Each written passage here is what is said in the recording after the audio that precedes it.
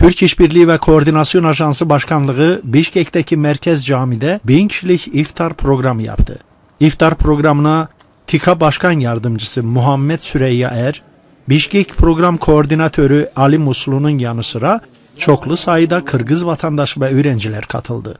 Cami avlusu ve yemekhanelerinde Ramazan ayınız mübarek olsun yazılı Kırgız ve Türk bayrakları ile TİKA logosunun yer aldığı afişler asıldı. TİKA'nın toplu iftar sofrasında bir araya gelen vatandaşlara etli pilav, ekmek, meyve türleri, salata ve su ikram edildi.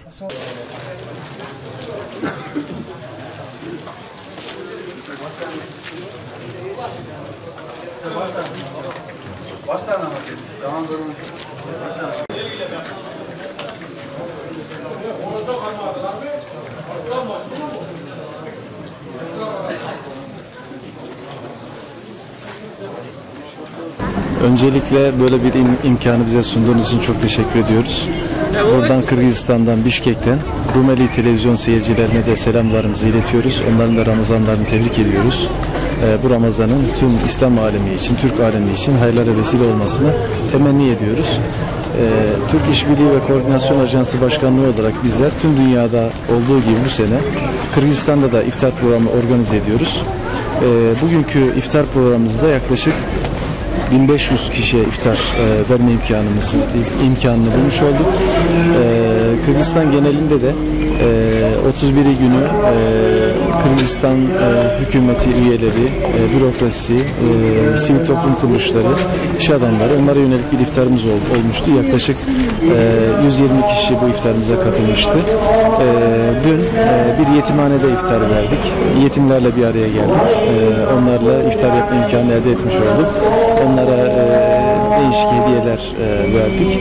Bugün de Kırgız halkıyla burada Bişkek'te merkezde Çon Mescid diye ifade edilen merkez mescitte yaklaşık 1500 kişinin iftara katılımını bekliyoruz. Onlara yönelik bir iftarımız var.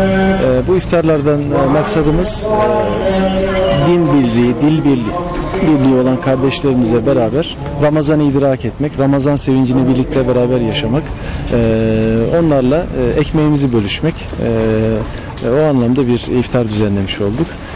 Bu Ramazan'ın tüm İslam dünyası için, Türk dünyası için hayırlara vesile olmasını temenni ediyoruz.